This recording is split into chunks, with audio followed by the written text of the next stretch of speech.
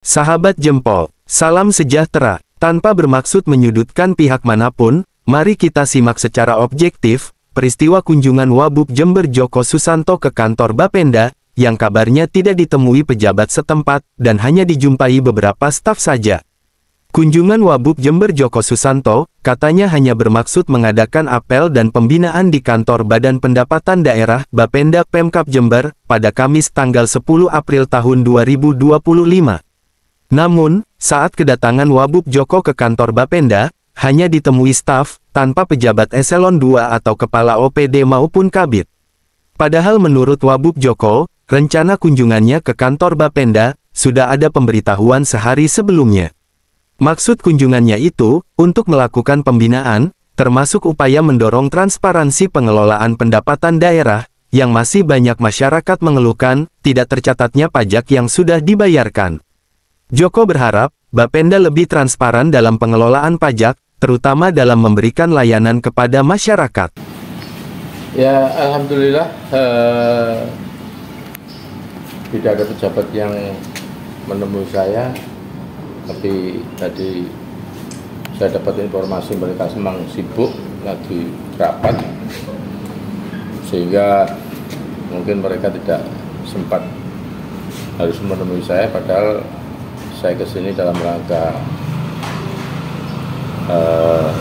pembinaan yang sebenarnya sudah kami perintahkan untuk membuat apel pagi yang akan saya pimpin sendiri,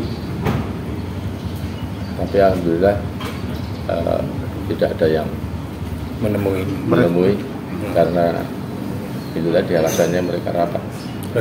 Ini sudah berapa hari Pak Joko ngasih pemberitahuan itu? Mungkin kemarin.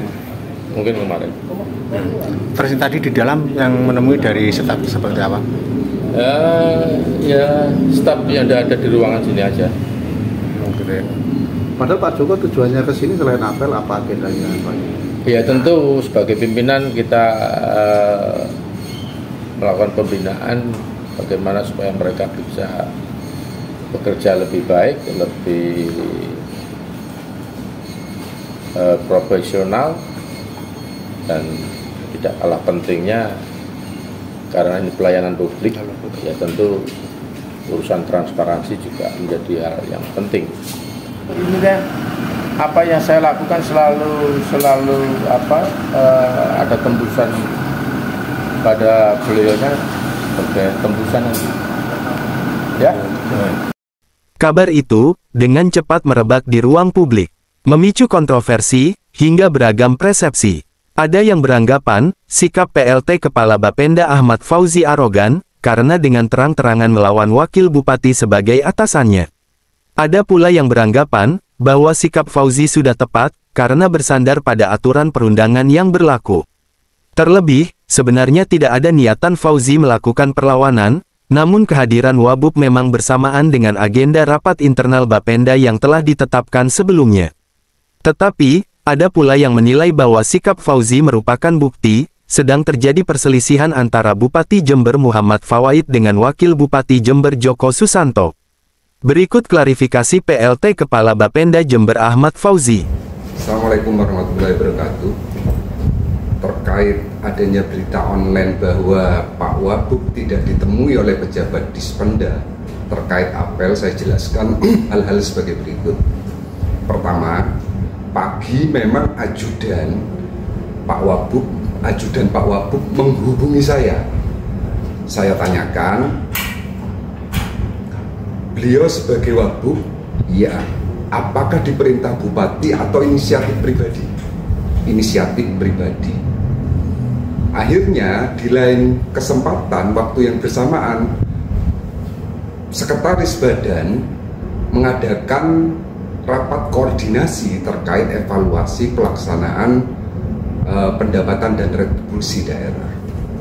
Maka tidak saya batalkan. Ketika Pak Wabub datang, saya silahkan hadir di rapat untuk memberikan briefing. Tetapi yang perlu saya tegaskan, pertama, ada pejabat publik itu bergerak berdasarkan kewenangan. kewenangan itu diperoleh lewat atribusi. Di pasal 66 Undang-Undang 23 2014, kewenangan atribusi wakil bupati adalah membantu bupati, memberikan saran dan pendapat kepada bupati. Di dalam Undang-Undang 30 2014, salah satunya diperoleh lewat kewenangan delegasi dan kewenangan mandat. Sementara saya amati dan saya pelajari, belum ada perda kewenangan delegasi yang diberikan bupati kepada wakil bupati. Yang kedua, belum ada keputusan bupati kepada wakil bupati terkait kewenangan mandat tersebut. Jadi terkait hal tersebut, saya tegaskan di dalam satu pemerintahan harus hanya ada satu nahkodanya, bukan dua, biar tidak terjadi noise, tidak terjadi kegaduhan di dalam proses pemerintahan. Kurang lebihnya demikian klarifikasi saya. Billahi taufiq wal hidayah. Assalamualaikum warahmatullahi wabarakatuh. Isu yang berkembang, fenomena yang terjadi di Kabupaten Jember, yakni indikasi ketidakharmonisan antara Bupati Jember dan Wakil Bupati Jember, sudah terjadi justru sejak kampanye Pilkada 2024. Ketidakharmonisan itu terus berlanjut, hingga setelah keduanya dilantik sebagai Bupati dan Wakil Bupati Jember. Fenomena ini menarik menjadi perbincangan warung kopi, hingga kajian akademik. Bahkan sekelas Dahlan Iskan sekalipun, tertarik memasuki ruang framing ketidakharmonisan di antara keduanya. Belum sampai 2 bulan, P1 dan P2-nya sudah konflik, tulis Dahlan Iskan di Disway edisi Kamis, tanggal 10 April tahun 2025. P1 adalah istilah untuk bupati dan P2 adalah wakil bupati. P adalah nomor plat nomor kendaraan Jember. Seorang pengacara terkemuka Surabaya punya mobil Rolls-Royce. Namanya, Dr. Tonik Tangkau SHMH. Plat nomornya, P21.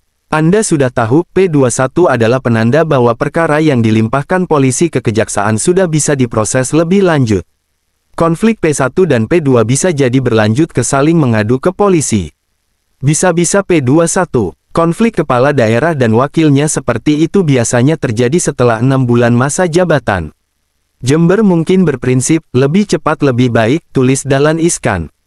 Atas kejadian itu, dosen Fakultas Hukum Universitas Negeri Jember Dr. Aries Haryanto membuat kajian akademik, yang poinnya berpendapat bahwa antara bupati dan wakil bupati, keduanya memiliki peran masing-masing, yang saling melengkapi, sesuai dengan aturan perundangan yang berlaku. Demikian sahabat Jempol, semoga menjadi pelajaran bagi kita semua. Salam sejahtera.